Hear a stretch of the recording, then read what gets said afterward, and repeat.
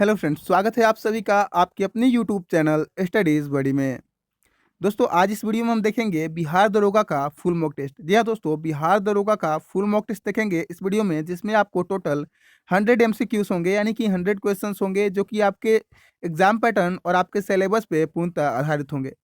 Guys, ये questions काफ़ी ज़्यादा इंपॉर्टेंट हो गए आपके एग्जाम के पॉइंट ऑफ व्यू, इसलिए मैंने इसके लिए कट ऑफ जो है रखा है। इसमें आपका कट ऑफ जो मैंने रखा है वो 75 रखा है। अगर आप 100 में से 75 नंबर ला सकते हैं तो आपका जो है प्री में सिलेक्शन कोई नहीं रोक सकता है। आपका प्री में 100% सिलेक्शन पक्का है, ये मेरा दावा है। ठीक है, तो अगर आप सोच रहे होंगे कि अगर 75 से कम नंबर आते हैं तो क्या, तो अगर आपका 75 से कम नंबर आता है तो हमारे चैनल पर लगातार बिहार दरोगा का टेस्ट सीरीज और मॉक टेस्ट चलाया जा रहा है, तो आप उसके साथ जुड़ जाइए और अपनी तैयारी को और अच्छा कीजिए, क्योंकि यहाँ पे जो है मोस्ट इंपॉर्टेंट क्वेश्चंस की सीरीज चलती है। ऐसे क्वेश्चंस आपको कहीं नहीं मिलेंगे। आइए आगे बढ़ते हैं, देखते हैं आपके क्वेश्चंस को। तो गाइस, सबसे पहले हम देखते हैं आपके पहले क्वेश्चन को। तो आपका पहला क्वेश्चन देख सकते हैं कि आधिकारिक परीक्षा शब्द का शाब्दिक अर्थ क्या है। तो आधिकारिक परीक्षा शब्द का शाब्दिक अर्थ है किसी अधिकार से, यानी कि ऑप्शन नंबर सी आपका करेक्ट आंसर है। नेक्स्ट क्वेश्चन देखेंगे, दूसरा क्वेश्चन देख सकते हैं कि निम्न में से सूर्य तथा पृथ्वी के विकिरण उष्मा के अवशोषण के लिए सबसे आवश्यक है। आपका ऑप्शन नंबर डी यहाँ पे करेक्ट आंसर हो जाएगा। कार्बन डाइऑक्साइड जो है सबसे आवश्यक है। ठीक है, तीसरा क्वेश्चन देख सकते हैं, चेंजिंग इंडिया पुस्तक के लेखक कौन है। तो चेंजिंग इंडिया पुस्तक के लेखक आपके मनमोहन सिंह है। ऑप्शन नंबर ए आपका करेक्ट आंसर हो जाएगा। नेक्स्ट चौथा क्वेश्चन है कि सिंधु सभ्यता के निवासी घरों एवं नगरों के विन्यास के लिए निम्नलिखित में से किस पद्धति को अपनाते थे। तो ये जो है ग्रिड पद्धति को अपनाते थे। ऑप्शन नंबर बी आपका करेक्ट आंसर हो जाएगा। पांचवा क्वेश्चन देख सकते हैं कि 1793 में बंगाल में इस्तमरारी बंदोबस्त लागू किया था या फिर लागू किया गया। उस समय बंगाल के गवर्नर जनरल कौन था। तो बंगाल के गवर्नर जनरल उस समय लॉर्ड कॉर्नवालिस थे। ऑप्शन नंबर सी आपका करेक्ट आंसर हो जाएगा। नेक्स्ट क्वेश्चन देख सकते हैं कि हाइड्रोजन स्पेक्ट्रम की व्याख्या सबसे पहले किस वैज्ञानिक ने की थी। तो इसका आपका option number A correct answer हो जाएगा। नील बोर्स ने की थी। नील बोर्स ने की थी। ठीक है, निम्नलिखित में से कौन सी रेखा विषुवत रेखा के समांतर दर्शाई जाती है। तो आपका ऑप्शन नंबर बी यहाँ पे करेक्ट आंसर हो जाएगा, अक्षांश रेखा। नेक्स्ट क्वेश्चन देख सकते हैं कि पंचायती राज संस्थाओं के संगठन की 2 स्तरीय होने का सुझाव किसने दिया था। तो ये आपका अशोक मेहता ने दिया था। आपका अशोक मेहता पंचायती राज समिति से संबंधित थे। देख सकते हैं कि भारत के सबसे छोटे जैव मंडल आरक्षित क्षेत्र निम्नलिखित में से कौन सा है। तो सबसे छोटा जैव मंडल आरक्षित क्षेत्र डिब्रू साइकोवा है। ऑप्शन नंबर ए आपका करेक्ट आंसर है। यहाँ पे डिब्रू साइकोवा के थोड़े बारे में थोड़ा सा देख सकते हैं आप लोग कि भारत के सबसे प्रथम जैव मंडल आरक्षित क्षेत्र नीलगिरी में 1986 में स्थापित किया गया था। और सबसे बड़ा जैव मंडल आरक्षित क्षेत्र जो है मन्नार की खाड़ी में स्थित है।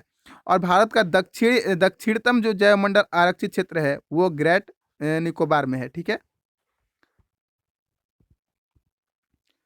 नेक्स्ट क्वेश्चन देख सकते हैं कि पंत वन्य जीव अभयारण्य किस राज्य में है। तो पंत वन्य जीव अभयारण्य जो है बिहार में है। ऑप्शन नंबर सी आपका करेक्ट आंसर हो जाएगा। निम्नलिखित में से कौन एक भारतीय शास्त्रीय नृत्य है। तो भारतीय शास्त्रीय नृत्य बताना है तो मणिपुरी जो है इसमें भारतीय शास्त्रीय नृत्य है। बाकी सारी ये जो गरबा जो है ये सब जो है राउफ, ये सब लोक नृत्य हैं। नेक्स्ट देख सकते हैं कि निम्नलिखित में से कौन सा मिलान गलत है। यहाँ पे देख सकते हैं कि अंतर्राष्ट्रीय प्राधिकरण पुलिस संगठन जो आपका लियोन्स में है, फ्रांस में। और इसी तरह से अगर आप देख सकते हैं तो खाद्य एवं संगठन कृषि संगठन, तो ये आपका स्विट्जरलैंड जेनेवा के स्विट्जरलैंड में है। और यहाँ पे संबंधित किया गया है जेनेवा स्विट्जरलैंड से। ऐसे आपका करेक्ट आंसर यही हो जाएगा, ऑप्शन नंबर बी। मैं आगे बताता हूँ इस बारे में आपको। विश्व बैंक जो है वाशिंगटन डीसी में है, ये सही है। और लियोन्स फ्रांस में जो आपका अंतर्राष्ट्रीय आपराधिक पुलिस संगठन का जो जिसे आप लोग कहते हैं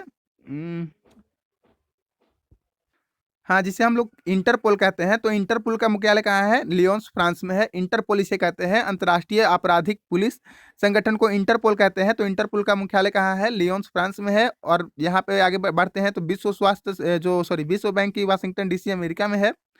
अंतर्राष्ट्रीय आणविक ऊर्जा अभिकरण का वियना ऑस्ट्रिया में है। तो यहाँ पे जो खाद्य एवं कृषि संगठन है उनका जो है जेनेवा में नहीं है, इसका रोम इटली में है। आपका करेक्ट आंसर हो जाएगा ऑप्शन नंबर बी। यहाँ पे खाद्य एवं कृषि संगठन का जो मुख्यालय है ये कहाँ है? रोम में है। ठीक है, रोम में है जो कि इटली में स्थित है। ठीक है, आगे बढ़ते हैं। तो नेक्स्ट क्वेश्चन यहाँ पे देख सकते हैं कि निम्नलिखित में से कौन सा विषाणु जनित रोग वेरियोला वायरस से होता है? तो वेरियोला वायरस से जो होने वाला रोग है आपका चेचक है। ऑप्शन नंबर सी आपका करेक्ट आंसर हो जाएगा। नेक्स्ट देख सकते हैं कि लोक लेखा समिति अपनी रिपोर्ट किसे प्रस्तुत करती है? तो जो लोक लेखा समिति है वो अपनी जो रिपोर्ट है वो प्रस्तुत करती है लोकसभा के स्पीकर को। ऑप्शन नंबर ए आपका करेक्ट आंसर हो जाएगा। 15 नंबर क्वेश्चन देखिए, निम्नलिखित में से कौन सा सूक्ष्मजीव जैव उर्वरक के रूप में प्रयोग होता है? तो जैव उर्वरक के रूप में प्रयोग होने वाला सूक्ष्मजीव साइनोबैक्टीरिया है। ऑप्शन नंबर ए आपका करेक्ट आंसर है। नेक्स्ट क्वेश्चन देख सकते हैं कि अटकामा रेगिस्तान कहाँ है? तो अटकामा रेगिस्तान जो है दक्षिणी अमेरिका में है। ऑप्शन नंबर सी इसका करेक्ट आंसर हो जाएगा। तो गाइस नेक्स्ट क्वेश्चन यहाँ पे देख सकते हैं कि किस संविधान संशोधन द्वारा संसद को दिल्ली के लिए विधानसभा तथा विधान परिषद के गठन करने की शक्ति प्राप्त की गई थी? तो इसका आपका option number D correct answer हो जाएगा, 69वें संशोधन द्वारा। नेक्स्ट क्वेश्चन देखते हैं। क्वेश्चन देख सकते हैं कि निम्न में से किस वर्ष में राष्ट्रीय अनुसूचित जनजाति आयोग अस्तित्व में आया? तो इसका आपका option number B correct answer हो जाएगा 2004 में, यानी कि ऑप्शन नंबर बी आपका करेक्ट आंसर है। नेक्स्ट क्वेश्चन आगे देख सकते हैं कि बौद्ध धर्म की महायान शाखा औपचारिक रूप में निम्नलिखित में से किसके शासनकाल में अस्तित्व में आया? तो इसका option number D correct answer हो जाएगा, कनिष्क के शासनकाल में वास्तव में आया था अस्तित्व में। नेक्स्ट क्वेश्चन देख सकते हैं कि ऊष्मीय मान को किस मात्रक के द्वारा प्रदर्शित किया जाता है?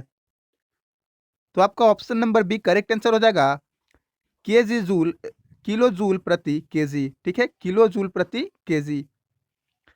देख सकते हैं यहाँ पे कि ईंधन के ऊष्मीय मान को किलो जूल प्रति किलोग्राम मात्रक द्वारा प्रदर्शित किया जाता है।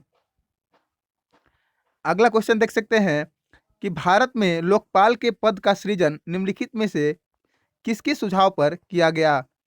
तो लोकपाल के जो पद का सृजन है वो आपका प्रशासनिक सुधार आयोग के सिफारिश पे या फिर सुझाव पे किया गया। नेक्स्ट क्वेश्चन देख सकते हैं कि भारतीय स्वतंत्रता संग्राम के दौरान गोलमेज सम्मेलन के रूप में जाने जाने वाली बैठक श्रृंखला मुख्यतः किस पर चर्चा के लिए आयोजित की गई थी? किस विषय पर चर्चा के लिए आयोजित की गई थी? तो इसका आपका option number A correct answer हो जाएगा, स्वतंत्रता को मंजूरी के लिए आयोजित की गई थी, यानी कि ऑप्शन नंबर ए आपका करेक्ट आंसर हो जाएगा। नेक्स्ट क्वेश्चन देख सकते हैं, यहाँ पे थोड़ा सा चर्चा कर लेते हैं इसके बारे में। पहले गोलमेज सम्मेलन को भारतीयों की मुख्य मांग स्वतंत्रता पर विचार करने के लिए या फिर किए जाने के लिए आयोजित किया जाता था, यद्यपि किसी प्रकार का विचार करने में वह असफल रही।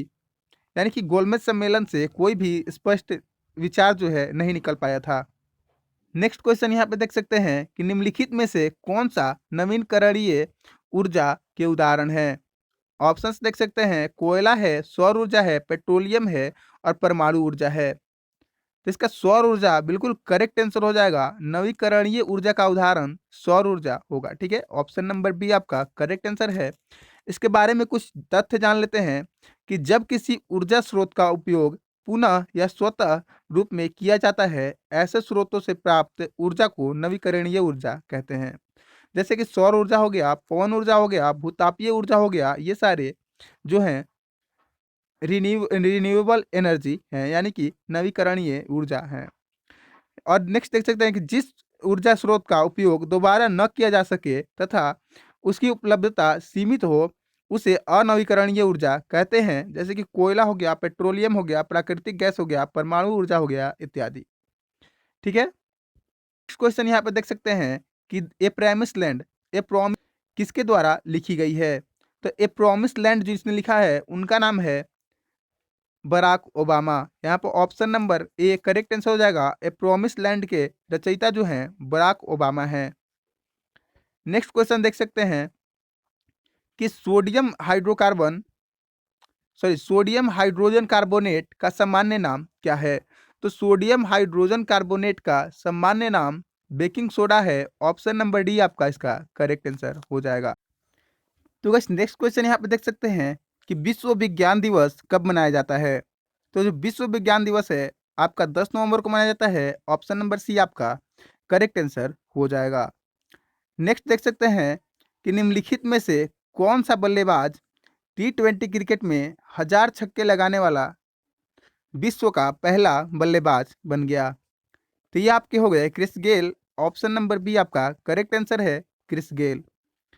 नेक्स्ट क्वेश्चन देख सकते हैं कि हर्षवर्धन और पुलकेशिन द्वितीय के मध्य संघर्ष की जानकारी कहाँ से प्राप्त होती है? तो ये जानकारी प्राप्त होती है एहोल शिलालेख से या फिर एहोल अभिलेख से। ऑप्शन नंबर ए आपका करेक्ट आंसर है एहोल अभिलेख। ठीक है। नेक्स्ट क्वेश्चन देख सकते हैं कि प्रथम केंद्रीय लोक सेवा आयोग की स्थापना कब हुई थी? तो कि प्रथम केंद्रीय लोक सेवा आयोग की स्थापना जो है 1926 में हुई थी। ऑप्शन नंबर सी आपका करेक्ट आंसर हो जाएगा 1926। नेक्स्ट क्वेश्चन देख सकते हैं कि एग्रीकल्चर शॉट किस खेल से संबंधित है? तो एग्रीकल्चर शॉट जो है वो आपका क्रिकेट से संबंधित है। ऑप्शन नंबर बी आपका करेक्ट आंसर हो जाएगा। नेक्स्ट क्वेश्चन देख सकते हैं कि निष्क्रिय विरोध का सिद्धांत किसने प्रतिपादित किया था? तो जो निष्क्रिय विरोध था उसका जो सिद्धांत है वो प्रतिपादित किया था यहाँ पे अरविंद घोष ने। अरविंद घोष ने यहाँ पे प्रतिपादित किया था। ऑप्शन नंबर डी आपका करेक्ट आंसर हो जाएगा। तो नेक्स्ट क्वेश्चन देख लेते हैं कि जीवाश्म ईंधन के जलने से वातावरण में कार्बन डाइऑक्साइड की मात्रा में वृद्धि हुई है और इससे होने वाले हानिकारक प्रभाव को क्या नाम दिया गया है? तो इससे होने वाले हानिकारक प्रभाव को ग्रीन हाउस प्रभाव नाम दिया गया है। ग्रीन हाउस इफेक्ट नाम दिया गया है। ऑप्शन नंबर सी इसका करेक्ट आंसर हो जाएगा। नेक्स्ट क्वेश्चन देख सकते हैं कि पहली क्षार धातु निम्नलिखित में से कौन सी है? तो पहली क्षार धातु जो है वो है आपका लिथियम। ऑप्शन नंबर ए आपका करेक्ट आंसर हो जाएगा लिथियम। नेक्स्ट देख सकते हैं कि किस अधिनियम के द्वारा दलित जातियों, महिलाओं और मजदूर वर्ग के लिए निर्वाचन की व्यवस्था की गई थी? तो ये जो हो जाएगा ऑप्शन नंबर ए भारत सरकार अधिनियम 1935 के द्वारा जो है निर्वाचन की व्यवस्था इन समुदायों के लिए की गई थी। नेक्स्ट क्वेश्चन देख सकते हैं कि बंगाल के पहले गवर्नर जनरल के रूप में किसे नियुक्त किया गया था? तो बंगाल के पहले गवर्नर जनरल के रूप में नियुक्त होने वाले व्यक्ति वारन हेस्टिंग्स थे। ऑप्शन नंबर बी आपका करेक्ट आंसर हो जाएगा। नेक्स्ट क्वेश्चन देख सकते हैं कि भारत के केंद्र सरकार के विरुद्ध अविश्वास प्रस्ताव क्या है या फिर कैसे पेश किया जा सकता है? तो इसका आपका option number B correct answer हो जाएगा। केवल लोकसभा में पेश किया जा सकता है। राज्यसभा देख सकते हैं, बाकी ऑप्शंस भी देख लेते हैं कि लोकसभा और राज्यसभा दोनों में पेश किया जा सकता है, तो ये गलत है। केवल राज्यसभा में पेश किया जा सकता है, तो ये भी गलत है। और लोकसभा के विपक्ष का सबसे बड़ा दल ही पेश कर सकता है, तो ये भी गलत है। यानी कि ऑप्शन नंबर बी आपका करेक्ट आंसर है।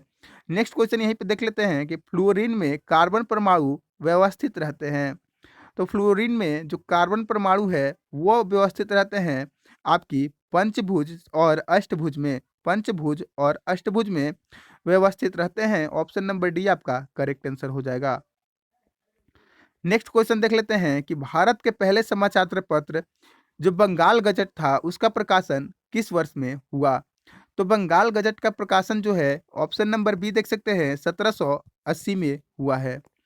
नेक्स्ट क्वेश्चन देख सकते हैं आप लोग कि बीसीजी वैक्सीन निम्नलिखित में से किस बीमारी की रोकथाम के लिए लगाया जाता है? तो इसका ऑप्शन नंबर आपका सी करेक्ट आंसर हो जाएगा। तपेदिक के लिए लगाया जाता है बीसीजी का टीका। ठीक है। नेक्स्ट क्वेश्चन देख सकते हैं कि मानव शरीर का कौन सा हिस्सा ऑस्टियोपेरेसिस नामक बीमारी से प्रभावित होता है। तो इसका आपका option number B correct answer हो जाएगा। हड्डियां जो है प्रभावित होती हैं इस रोग से या फिर इस बीमारी से। नेक्स्ट क्वेश्चन देख सकते हैं कि भारतीय संविधान का कौन सा अनुच्छेद अल्पसंख्यकों को शैक्षणिक संस्थान स्थापित करने का अधिकार देता है। तो इसका ऑप्शन नंबर बी आपका करेक्ट आंसर हो जाएगा अनुच्छेद 30। ठीक है, आगे बढ़ते हैं। नेक्स्ट क्वेश्चन देख सकते हैं कि प्रशासनिक सुधार एवं लोक शिकायत विभाग द्वारा जारी सिल्वर पुरस्कार 2019 से 20 किसे प्रदान किया गया। तो ये आपका करंट का क्वेश्चन है कि जो सिल्वर सम्मान 2020 से सिल्वर पुरस्कार जो है 2019 से 20 वो किसे दिया गया। तो ये आपको दिया गया है भारत के निर्वाचन आयोग को। ऑप्शन नंबर सी आपका करेक्ट आंसर है, भारत के निर्वाचन आयोग को दिया गया है। नेक्स्ट क्वेश्चन देख लेते हैं कि डोलामाइट निम्न धातुओं में से किस धातु का अयस्क है। तो जो डोलामाइट है वो आपका मैग्नीशियम का अयस्क है। ऑप्शन नंबर ए आपका करेक्ट आंसर है। नेक्स्ट क्वेश्चन देख सकते हैं कि गुप्त वंश का पहला शासक कौन था जिसने महाराजा धीराज की उपाधि धारण की थी। तो गुप्त वंश का वह शासक जिसने महाराजा धीराज की उपाधि धारण की थी वो आपका चंद्रगुप्त प्रथम था। ऑप्शन नंबर डी आपका करेक्ट आंसर है। नेक्स्ट क्वेश्चन देख सकते हैं कि डिजिटल अर्थव्यवस्था रिपोर्ट 2019 निम्नलिखित में से किसके द्वारा जारी की गई थी। तो डिजिटल अर्थव्यवस्था रिपोर्ट 2019 जो है आपका यहाँ पे देख सकते हैं कि जो इसका देख सकते हैं कि अंकटाड यानी कि अंकटाड के द्वारा स्थापित की गई थी। और अंकटाड का फुल फॉर्म जो है वो भी देख सकते हैं आप लोग, United nation conference on trade and development. ये इसका अंकटाड का जो है फुल फॉर्म हो जाएगा। ऑप्शन नंबर डी आपका करेक्ट आंसर है। तो आगे बढ़ते हैं। नेक्स्ट देख सकते हैं कि यहाँ पे कि पैंटोथेनिक अम्ल को सामान्यतः क्या कहा जाता है। तो पैंटोथेनिक अम्ल को सामान्यतः विटामिन B5 कहा जाता है। ऑप्शन नंबर बी आपका करेक्ट आंसर है। नेक्स्ट देख सकते हैं कि 90 डिग्री अक्षांश उत्तरी अक्षांश 90 डिग्री अंश उत्तरी अक्षांश क्या दर्शाती है। तो ये दर्शाती है आपका उत्तरी ध्रुव। ऑप्शन नंबर ए आपका करेक्ट आंसर हो जाएगा। नेक्स्ट आगे बढ़िए। तो आगे बढ़ते हैं तो देख सकते हैं कि स्तनधारियों में ऑक्सीजन युक्त रक्त कहाँ से हृदय में प्रवेश करता है। तो ये हृदय में प्रवेश करता है आपके बाएं आलिंद से। आपका ऑप्शन नंबर बी जो है करेक्ट आंसर हो जाएगा। नेक्स्ट क्वेश्चन देख सकते हैं कि वर्ष 2020 का शांति का नोबेल पुरस्कार किसे दिया गया है। तो ये भी आपका करंट का क्वेश्चन है और काफ़ी ज़्यादा इंपॉर्टेंट क्वेश्चन है ये आपके एग्जाम के लिए। तो आप ध्यान से देखिएगा। विश्व खाद्य कार्यक्रम को आपका नोबेल का शांति पुरस्कार दिया गया है। ऑप्शन नंबर ए आपका करेक्ट आंसर हो जाएगा। आगे देखते हैं। यहाँ पे थोड़ा सा देख सकते हैं आप लोग कि वर्ष 2020 का शांति का नोबेल पुरस्कार विश्व खाद्य कार्यक्रम को यानी कि वर्ल्ड फूड प्रोग्राम को दिया गया है। 50वां क्वेश्चन देख सकते हैं कि निम्नलिखित शासकों में से किसका झुकाव जैन धर्म के प्रति बहुत ज्यादा था। तो जैन धर्म के प्रति बहुत ज्यादा जो झुकाव था वो था आपका ऑप्शन नंबर बी खारवेल का। ऑप्शन नंबर बी यहाँ पे करेक्ट आंसर हो जाएगा। खारवेल का जो झुकाव था जैन धर्म के प्रति बहुत ज्यादा था। गाइस अगर आप लोगों को वीडियो अच्छी लग रही होगी तो वीडियो को लाइक जरूर कीजिएगा और अपने दोस्तों के साथ शेयर भी कर लीजिएगा और आप चैनल को सब्सक्राइब भी कर लीजिएगा, क्योंकि इस तरह की जो वीडियो है आपको बिहार दरोगा का जो मॉक टेस्ट है, प्रैक्टिस सेट है और इंपॉर्टेंट टॉपिक्स के जो वीडियो है आपको हमारे चैनल पे मिलती रहती है। तो अभी तक अगर आपने हमारा चैनल लाइक नहीं किया है तो लाइक कर लीजिए इस वीडियो को और इसे अपने दोस्तों के साथ शेयर भी कर दीजिए। और अगर चैनल सब्सक्राइब नहीं किया है तो आप लोग सब्सक्राइब करके हमारे चैनल के साथ जुड़ जाइए। आगे बढ़ते हैं और देखते हैं नेक्स्ट क्वेश्चन को। तो नेक्स्ट क्वेश्चन देख सकते हैं कि सर्वप्रथम डिजिटल इकोनॉमी रिपोर्ट 2019 किसके द्वारा जारी की गई थी। तो डिजिटल इकोनॉमी रिपोर्ट सर्वप्रथम जो है अंकटाड के द्वारा ही जारी की गई थी। ऑप्शन नंबर डी यहाँ पे करेक्ट आंसर हो जाएगा। नेक्स्ट क्वेश्चन देख सकते हैं कि निम्न में से कौन सा सार्क का सदस्य नहीं है। तो कौन सा देश यहाँ पे सार्क का सदस्य नहीं है, तो ये सिंगापुर ही हो जाएगा जो कि सार्क का सदस्य नहीं है। ऑप्शन नंबर ए आपका करेक्ट आंसर हो जाएगा। यहाँ पे भारत, पाकिस्तान, भूटान, नेपाल, श्रीलंका ये सारे सार्क के सदस्य हैं। तो गाइस नेक्स्ट क्वेश्चन आप लोग देख सकते हैं कि वस्तु एवं सेवा कर यानी कि GST निम्न में से कौन सा कर में शामिल नहीं किया जाता है या फिर नहीं किया गया है। तो इसका option number B correct answer हो जाएगा, सीमा शुल्क में इसे शामिल नहीं किया गया है जीएसटी को। ठीक है, नेक्स्ट क्वेश्चन देख लेते हैं कि संसद का दो या दो से अधिक राज्यों के लिए एक ही उच्च न्यायालय स्थापित करने का अधिकार किस अनुच्छेद में वर्णित है? तो ये आपका अनुच्छेद 231 में वर्णित है, यानी कि ऑप्शन नंबर बी आपका करेक्ट आंसर है।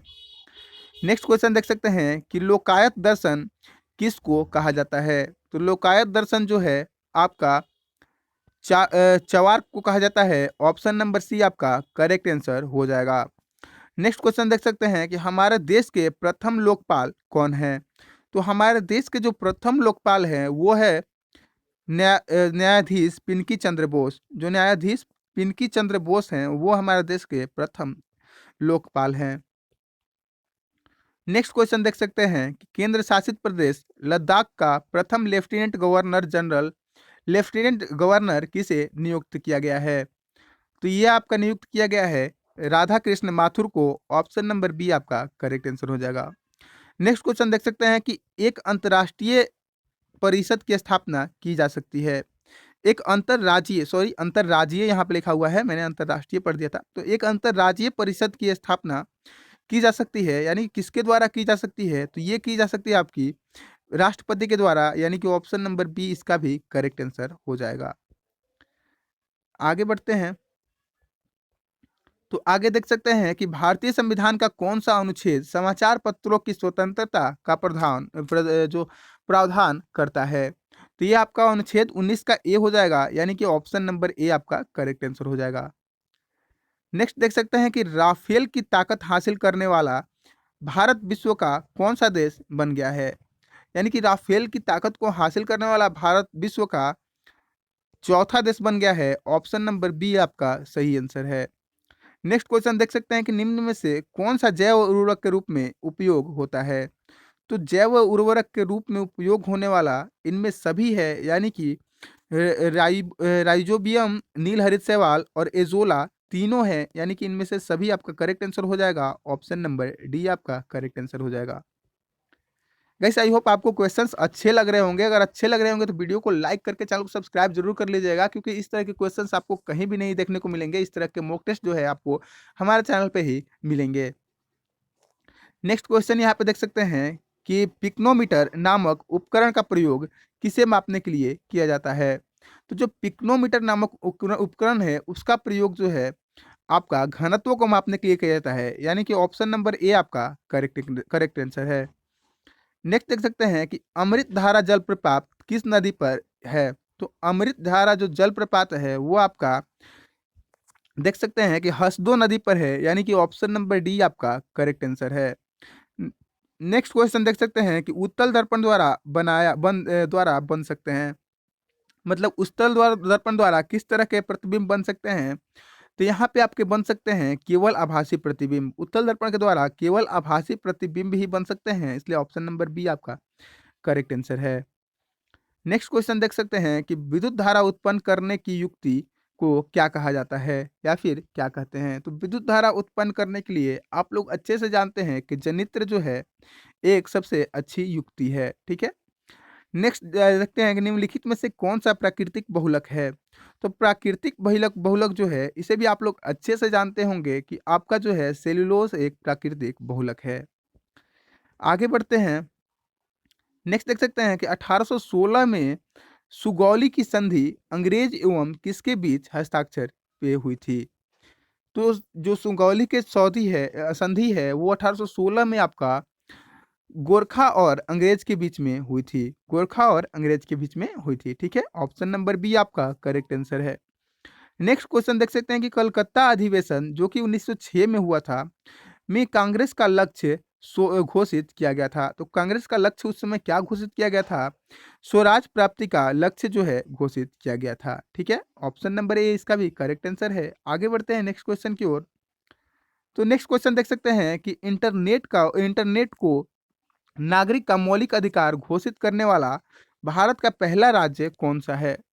तो इंटरनेट को भारत का मौलिक अधिकार घोषित करने वाला पहला राज्य केरल है। यहाँ पे केरल आपका करेक्ट आंसर है, ऑप्शन नंबर बी। आगे बढ़ते हैं और देखते हैं नेक्स्ट क्वेश्चन को। तो नेक्स्ट देख सकते हैं कि संविधान के किस अनुच्छेद में राज्य के महाधिवक्ता संबंधी प्रावधान किया गया है। तो राज्य के महाधिवक्ता संबंधी प्रावधान जो है आपका अनुच्छेद 165 में किया गया है। ऑप्शन नंबर बी आपका करेक्ट आंसर हो जाएगा। नेक्स्ट क्वेश्चन देख सकते हैं कि रेशम बनाने की तकनीक का आविष्कार सबसे पहले कहाँ हुआ। तो रेशम बनाने की जो तकनीक है उसका आविष्कार चीन में हुआ था सबसे पहले, यानी कि ऑप्शन नंबर बी इसका भी करेक्ट आंसर है।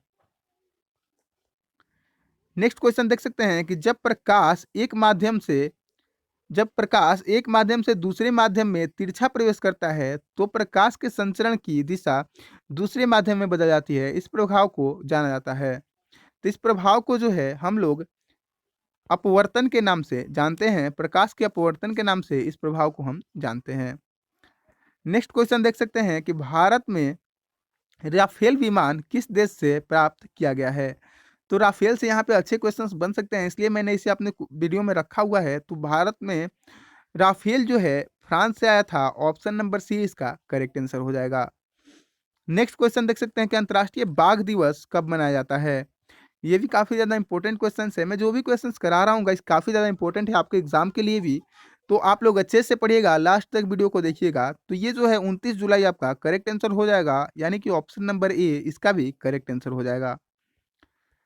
नेक्स्ट क्वेश्चन देख सकते हैं कि लोकसभा के कम से कम कितने सत्र बुलाए जा सकते हैं।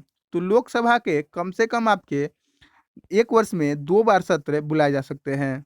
ठीक है, अधिकतम कितनी बार बुलाए, कम से कम एक वर्ष में 2 बार सत्र आपको लोकसभा में बुलाना ही रहता है। नेक्स्ट क्वेश्चन देख सकते हैं कि चीनी ऐप भारत के किस मंत्रालय द्वारा प्रतिबंधित किया गया था। चीनी ऐप जो थे लगातार बंद हुए हमारे देश में, वो भारत के किस मंत्रालय द्वारा बंद किए गए। तो ये आपके इलेक्ट्रॉनिक व सूचना प्रौद्योगिकी मंत्रालय के द्वारा बैन किए गए हैं या फिर प्रतिबंधित किए गए हैं। तो ऑप्शन नंबर सी आपका करेक्ट आंसर है। आगे देख सकते हैं कि भारतीयों को 1947 में सार्वभौम सत्ता सौंपने की योजना निम्नलिखित में से किस योजना के नाम से जानी जाती है। तो ये जानी जाती है आपकी माउंटबेटन योजना के नाम से, यानी कि ऑप्शन नंबर डी आपका करेक्ट आंसर हो जाएगा। नेक्स्ट क्वेश्चन देख सकते हैं कि पंचायती राज संस्थाओं की समस्याओं का अध्ययन करने हेतु भारत सरकार द्वारा 1986 में निम्नलिखित में से किस समिति का गठन किया गया था। तो पंचायती राज है, तो मैंने बार बार बताया है आप लोगों को कि जब भी आपको पंचायती राज दिखे तो आप जो है इसमें देखिए, पहले क्वेश्चन एक बार अच्छे से पढ़ लीजिए। पंचायती राज संस्थाओं की समस्या का अध्ययन करने के लिए यहाँ पे जो है option number D correct answer हो जाएगा। जो है एम.एल. सिंघवी समिति का गठन किया गया था, जो कि 1986 में किया गया था। और एक समिति अशोक मेहता समिति थी जिसका भी जो पंचायती राज से संबंध है, लेकिन ये वो नहीं है। पंचायती राज संस्थाओं की समस्याओं को दूर करने के लिए, उनका अध्ययन करने के लिए जो है यहाँ पे किया गया था आपका, देख सकते हैं कि एल.एम. सिंघवी समिति का गठन। ठीक है, आगे बढ़ते हैं। आगे देख सकते हैं कि पोर्ट ब्लेयर निम्न में से किस द्वीप पर अवस्थित है। तो पोर्ट ब्लेयर जो है आपका दक्षिणी अंडमान पर अवस्थित है। नेक्स्ट क्वेश्चन देख सकते हैं कि तिलक का नाम किस अखबार के साथ जुड़ा हुआ है। तो तिलक का जो नाम है मराठा अखबार के साथ जुड़ा हुआ है। ऑप्शन नंबर सी एकदम करेक्ट आंसर हो जाएगा। आगे बढ़ते हैं और देखते हैं नेक्स्ट क्वेश्चन को। लोकसभा के कम से कम कितने सत्र बुलाए जा सकते हैं। तो ये क्वेश्चन जो दोबारा रिपीट हो गया है, इसे मैं आपको बताता हूँ कि एक लोकसभा का कितने सत्र बुलाए जा सकते हैं। तो एक वर्ष में 2 बार बुला सकते हैं। ये भी आपका सी करेक्ट आंसर हो जाएगा इसका भी। ये क्वेश्चन शायद दोबारा रिपीट हो गए हैं, लगता है। ये पीडीएफ जो है मैंने 2 बार यहाँ पे रख दिया था, तो इसके लिए आप लोगों को मैं सॉरी बोलना चाहता हूँ। आगे बढ़ते हैं यहाँ पे नेक्स्ट क्वेश्चन के साथ। तो नेक्स्ट क्वेश्चन यहाँ पे देख सकते हैं कि गुलबदन बेगम द्वारा रचित ग्रंथ कौन सा है। तो गुलबदन बेगम के द्वारा रचित ग्रंथ जो है हुमायूं नामा है। ऑप्शन नंबर सी इसका करेक्ट आंसर हो जाएगा। नेक्स्ट क्वेश्चन देख सकते हैं कि चीन द्वारा आधिकारिक रूप से दावा कर रहे चर्चित संकेतांग संकेतेंग वन्य जीव अभयारण्य किस देश में अवस्थित है। तो ये जो अवस्थित है आपका भूटान में अवस्थित है। ऑप्शन नंबर बी इसका करेक्ट आंसर हो जाएगा। नेक्स्ट क्वेश्चन देख सकते हैं कि हाल ही में किस संस्था ने कोविड-19 से बचने के लिए एक व्यवहार परिवर्तन अभियान negative the new normal launch किया है? Navigate the new normal launch किया गया है, तो navigate the new normal launch किया गया है नीति आयोग के द्वारा। Option number A correct answer हो जाएगा। नेक्स्ट क्वेश्चन देख सकते हैं कि पूसा सुगंधा 5 एक सुगंधा किस्म है, तो पूसा सुगंधा 5 किसका सुगंधित किस्म है? तो ये जो सुगंधित किस्म है धान का किस्म है। ऑप्शन नंबर डी एकदम करेक्ट आंसर हो जाएगा। आगे बढ़ते हैं नेक्स्ट क्वेश्चन के साथ। देख सकते हैं एरोपोनिक्स एक विधि है। एरोपोनिक्स किस चीज की एक विधि है? तो एरोपोनिक्स जो है आपका पौधे में हवा से पौधे को हवा में उगाने की विधि है एरोपोनिक्स, ठीक है। नेक्स्ट क्वेश्चन यहीं पे देख लेते हैं कि 1756 में अलीवर्दी खां की मृत्यु के बाद बंगाल का नवाब कौन बना? तो अलीवर्दी खां की मृत्यु के बाद बंगाल का नवाब जो है सिराजुद्दौला बना था। ऑप्शन नंबर डी यहाँ पे करेक्ट आंसर हो जाएगा। आगे बढ़ते हैं और देखते हैं और भी क्वेश्चंस को। तो नेक्स्ट क्वेश्चन देख सकते हैं कि प्रोटीन बनाने के लिए कितने एमिनो अम्ल की आवश्यकता होती है? तो प्रोटीन बनाने के लिए आपके 20 एमिनो अम्ल की आवश्यकता होती है। ऑप्शन नंबर सी आपका करेक्ट आंसर है। नेक्स्ट क्वेश्चन देख सकते हैं कि किस खनिज को मूर्खों का सोना भी कहा जाता है? तो आप लोग अच्छे से जानते हैं कि मूर्खों का सोना जो है आयरन पाइराइट को कहा जाता है आपका। इसका करेक्ट आंसर हो जाएगा iron pyrite, option number B. Next question देख सकते हैं कि भारत के किस गवर्नर जनरल ने 1972 ईस्वी में प्रत्येक जिला में दो अदालतें निर्मित की, जिसमें से एक फौजदारी अदालत तथा दूसरा दीवानी अदालत थी?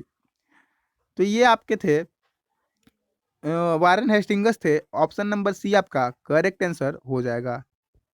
आगे बढ़ते हैं और अगले क्वेश्चन को देखते हैं। तो अगला क्वेश्चन देख सकते हैं कि निम्न में से किस जलधारा को हम्बोल्ट की जलधारा के नाम से भी जाना जाता है? तो हम्बोल्ट की जलधारा के नाम से जाने जाने वाला जलधारा जो है पेरू की धारा है। नेक्स्ट क्वेश्चन देख सकते हैं कि पंचायती राज संरचना में कितने स्तर हैं? तो जो पंचायती राज संरचना में कितने स्तर हैं? तो ये आपके 3 स्तर हैं। ऑप्शन नंबर सी आपके करेक्ट आंसर है। आगे बढ़ते हैं और देखते हैं नेक्स्ट क्वेश्चन को। तो नेक्स्ट क्वेश्चन देख सकते हैं कि पुस्तक the free voice on democracy culture and the nation के लेखक निम्न में से कौन है? तो इनके लेखक जो हैं रवीश कुमार हैं। ऑप्शन नंबर बी आपका करेक्ट आंसर है। आगे बढ़ते हैं और देखते हैं अगला क्वेश्चन। तो देखते हैं कि कृष्ण क्रांति जो ब्लैक रेवोल्यूशन है उसका संबंध किससे है? तो कृष्ण क्रांति का जो संबंध है आपका खनिज तेल उत्पादन से है, यानी कि ऑप्शन नंबर बी इसका करेक्ट आंसर है। और नेक्स्ट देख सकते हैं कि निम्न में से कौन सा विषय संघ सूची में सम्मिलित नहीं है? तो संघ सूची में कौन सा विषय सम्मिलित नहीं है? तो ये आपका डी हो जाएगा। भूमि जो है संघ सूची में नहीं है, ये राज्य सूची में है, ठीक है। आप लोग इसे भी ध्यान रखिएगा। आगे बढ़ते हैं और देखते हैं। देख सकते हैं कि पाराद्वीप बंदरगाह किस नदी के डेल्टा पर स्थित है? तो पाराद्वीप जो बंदरगाह है वो आपका महानदी के डेल्टा पर स्थित है। नेक्स्ट क्वेश्चन देख सकते हैं प्रकाश का रंग निर्धारण होता है किसके द्वारा या फिर किससे? तो प्रकाश का रंग निर्धारण जो है तरंग दैर्घ्य से होता है। ऑप्शन नंबर 20 का करेक्ट आंसर है। तो गाइस नेक्स्ट क्वेश्चन देख सकते हैं आप लोग कि अश्रु गैस निम्न में से किस नाम से जानी जाती है? तो अश्रु गैस जो है हम अश्रु गैस को यहाँ पे क्लोरोपिक्रीन के नाम से भी जानते हैं। क्लोरोपिक्रीन के नाम से भी अश्रु गैस को जानते हैं। नेक्स्ट क्वेश्चन देखते हैं कि लेडी रतन टाटा ट्रॉफी का संबंध है लेडी रतन टाटा ट्रॉफी का संबंध किस खेल से है? तो ये आपका बास्केटबॉल से है। ऑप्शन नंबर बी आपका करेक्ट आंसर है। आगे देखते हैं। तो आगे देख सकते हैं कि वह दर जिस दर पर भारतीय रिजर्व बैंक अन्य बैंकों को अवैकल्पिक उधार देती है वह कहलाती है। तो यानी आरबीआई जिस दर पे जो उधार देती है उसे कहते हैं रेपो दर। और जिस दर से आपका उसका ऋण चुका बैंक जो है इसको उधार देते हैं या फिर ये ऋण अपना वापस लेती है तो वो होता है रिवर्स रेपो दर, ठीक है। आगे और बढ़ते हैं और देख सकते हैं कि अभिधम पिटक की रचना मोगली पुतिस ने किस बौद्ध संगति में की थी? तो जो अभिधम पिटक था उसे उसकी रचना जो है आपका तृतीय बौद्ध संगति में हुआ था, यानी कि ऑप्शन नंबर सी आपका करेक्ट आंसर है। तो गाइस ये आपके आज के टॉप 100 क्वेश्चंस थे जो मैंने करा दिए। आपने इस 100 में कितना स्कोर किया अपना, वो हमें आप कमेंट करके ज़रूर बताइए कि आपने जो है 100 में से कितने कमेंट किए। और गाइस अगर वीडियो अच्छी लगी होगी तो हमारे चैनल को लाइक करके अपने दोस्तों के साथ शेयर भी कीजिएगा, और हमारा चैनल सब्सक्राइब नहीं किया होगा सब्सक्राइब कर लीजिएगा। सब्सक्राइब करके नोटिफिकेशन बेल को जो भी है ऑन कर लीजिएगा, ताकि इस तरह की लेटेस्ट अपडेट और वीडियो आप तक पहुंचती रहे। ठीक है, मिलते हैं नेक्स्ट वीडियो में, तब तक के लिए थैंक यू, धन्यवाद।